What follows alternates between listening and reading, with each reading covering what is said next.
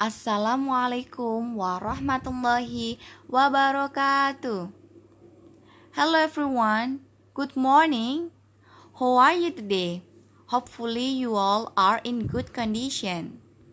Okay, now welcome to our English class with me, Miss Enda. Okay, don't forget to prepare your notebook, pen, and your English book, okay? And before we start learning, let's pray together. Pray begin. Okay, in the previous material, we have learned about asking and giving opinion. And now we go on to the chapter 3. That's about expressing intention. Nah, here we will learn about to state how to ask the intention to do something. Kemudian, to state how to convey the intention to do something. Tuh. Do you know what is the meaning of expressing intention? Okay. In this opportunity, I will discuss about it.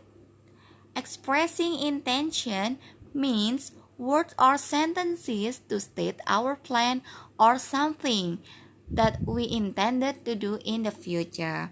Nah, jadi expressing intention itu adalah kata-kata atau kalimat yang bisa kita gunakan untuk menjelaskan rencana atau sesuatu yang hendak kita lakukan di masa yang mendatang.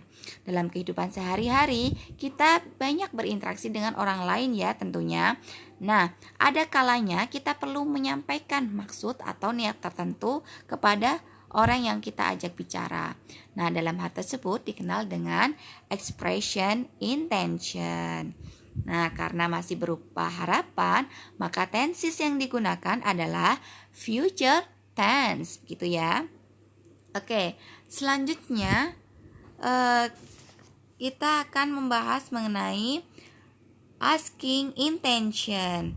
Nah, berikut ini adalah contoh kalimat yang bisa kalian gunakan ketika ingin menyatakan kepada orang lain tentang apa yang akan mereka lakukan di masa yang akan datang. Di antaranya ada what are you going to do? Any plan for the weekend? Are you thinking of? Do you have any intention of? Is it your intention to? Gitu. Kemudian selanjutnya kita akan membahas tentang cara mengatakan apa yang akan kita lakukan atau rencanakan di masa yang mendatang, begitu ya. Nah, di sini kita bisa menggunakan be going to atau would like to.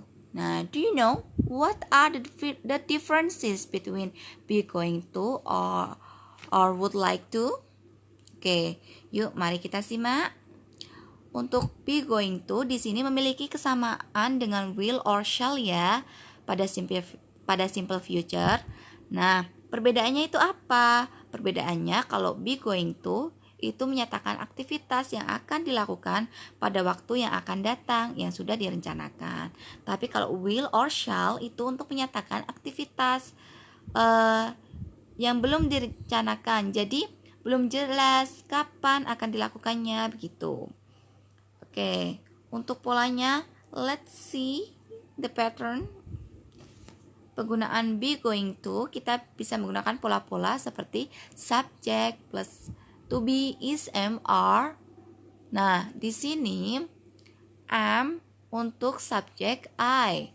Kemudian to be are untuk subjek they, we, and you. Kemudian untuk to be is digunakan untuk subjek she, he, it, dan nama orang tunggal. Kemudian setelah to be diikuti going to, kemudian verb one. Di sini verb one-nya tanpa tambahan s atau is ya. Kemudian diikuti objek. Untuk cara membuat kalimat negatifnya kita tinggal tambah not setelah to be. Untuk kalimat interrogatifnya kita tinggal memindahkan to be-nya ke depan sebelum subjek, begitu ya. Untuk contoh-contohnya, for the example, di sini ada Elsa is going to visit you next week. Untuk negatifnya kita tinggal tambah not. Elsa is not going to visit you next week. Untuk interrogatifnya, is Elsa going to visit you next week? Gitu. Nah, kemudian jika kita ingin menggunakan will untuk pola-polanya yaitu subject, will plus verb 1 plus object.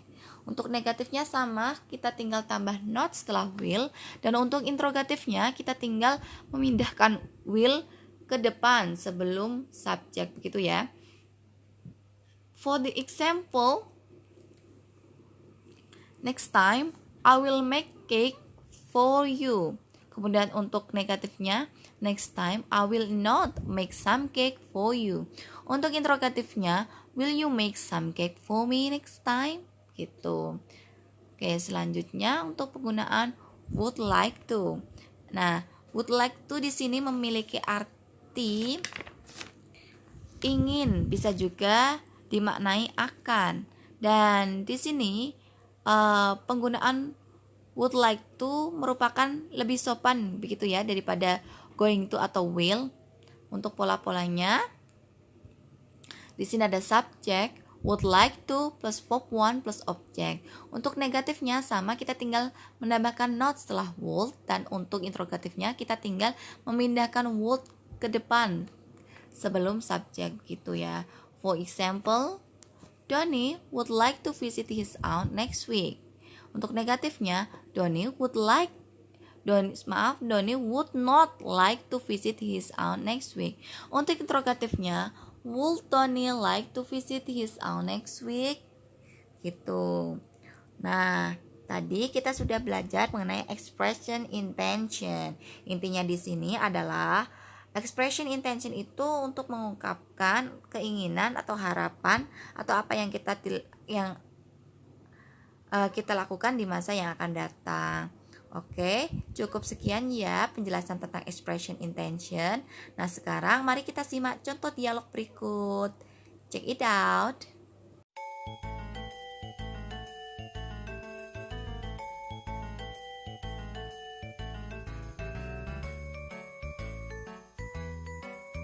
Hello Rizky, are you free for today? Hello, Sinta. I am planning to go to the mall this afternoon. What's up? Oh, I intended to visit your house to do homework together. I'm not going to do my homework on Saturday. It's my leisure day. That's understandable. May I go to the mall with you? Of course. I would like you to help me choose a new pair of sneakers. Oh, I would love to do that. What time are we going to the mall? I will leave my house exactly at 2 p.m. See you there at 2:15 then. Great, see you there.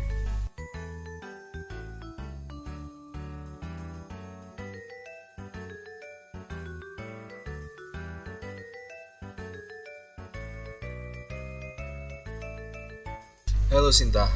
I have bad news. Oh no, what happened, Rizky? The mall is closed due to COVID-19. I haven't watched the news in a while. I didn't know they quarantined the city. Oh, I totally forgot about that too. Well, I guess the plan is cancelled. Yeah, good thing I haven't left my house yet. So you have to wear the same old sneakers for a while then? Yeah, about that. I'm thinking of buying from online shops. Oh, send me the link. I want to help you choose the best sneakers. Thank you, Sinta. I will text you the link. You're welcome, Ki.